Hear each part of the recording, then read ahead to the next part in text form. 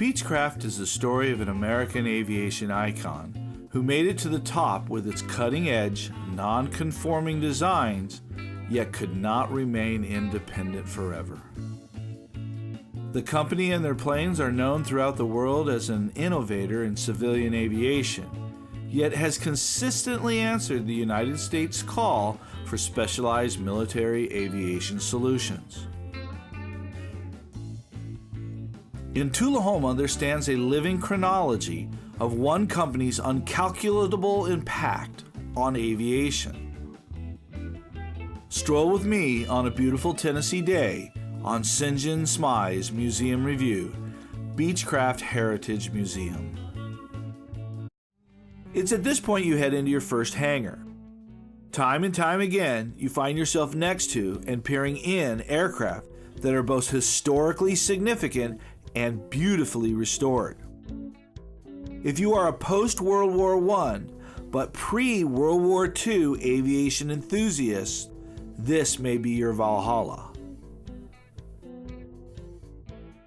Inside the Walter Beech hangar, you will find immaculate restorations of Beechcraft's finest endeavors.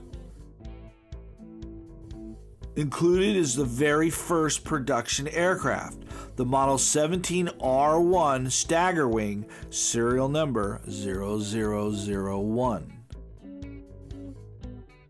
The 1929 Travel Air's Model R Mystery Ship, winner of the 1929 Cleveland Air Races.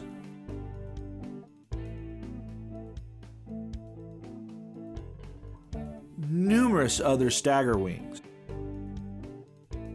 And a 1929 Model 4000, a plane made famous by Thaden.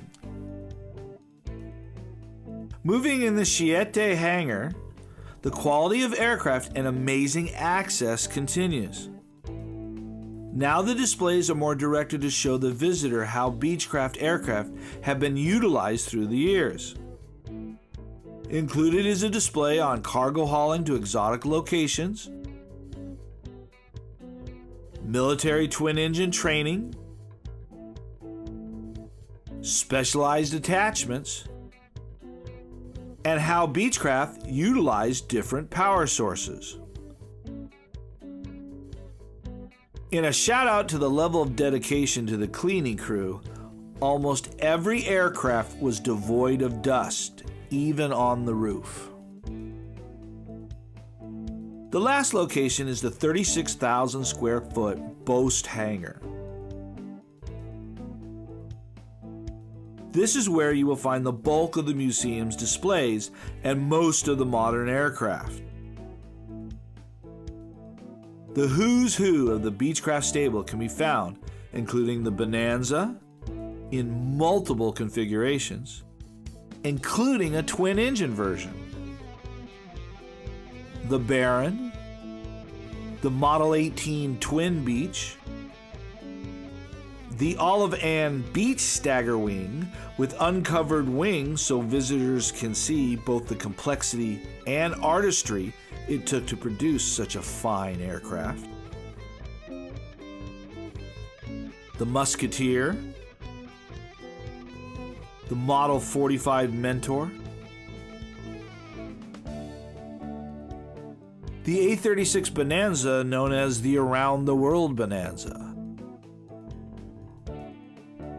the U-21 known as the Ute,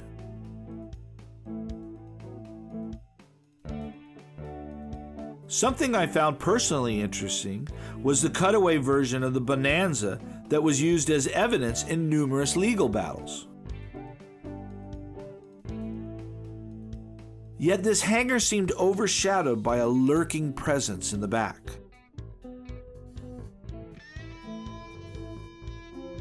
One of only 53 built, the museum boasts a Model 2000 Starship with access to both the cockpit and executive seating areas.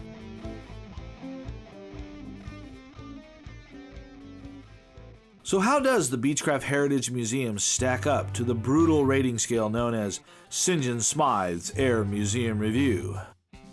For logistics, a 4 out of 5. Everything was really nice.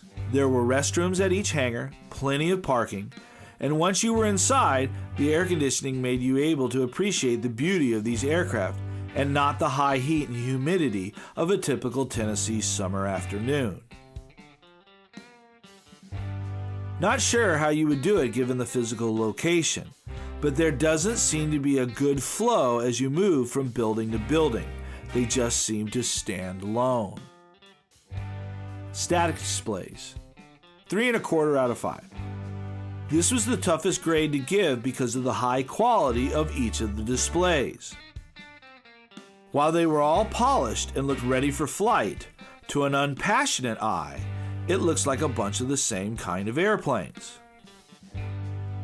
While both of the main hangars' non-aircraft displays seem to tie in with the overall early Beechcraft story, the large hangar doesn't flow and almost has a put them in as they came look.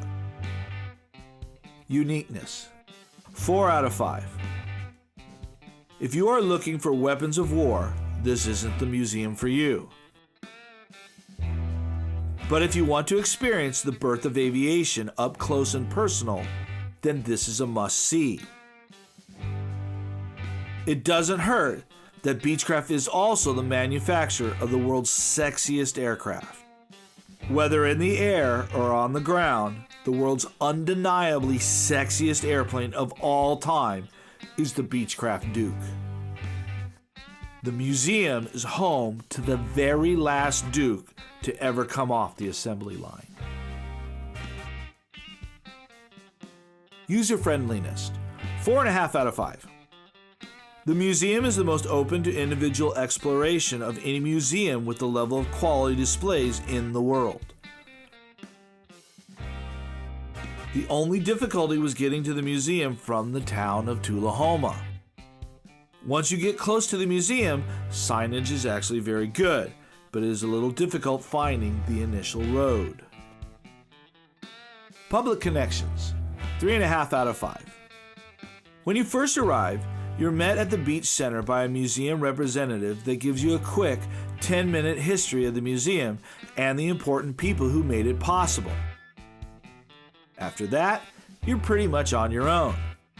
There was a mechanic who was so proud to show me a recently completed Norden bomb site that was set to be put on display, but no other museum representatives made contact with me except to say goodbye upon my exit. That has both positives and negatives. The positive? No one there to tell you you're getting too close to the aircraft. The negative? No one there to answer any questions that arise as you inspect the aircraft. Value. 4 out of 5. With a $10 admission price, the value is pretty solid for what you get. All the facilities are really well maintained. The story you experience you probably don't know unless you're a Beechcraft aficionado. And because of the almost unlimited access you have to the aircraft, you can actually discover 20th century aircraft manufacturing techniques from wooden fabric through aluminum and today's space-age carbon fiber. So with a total score of 23 1/4 and second place on the smear board, it is the Beechcraft Heritage Museum.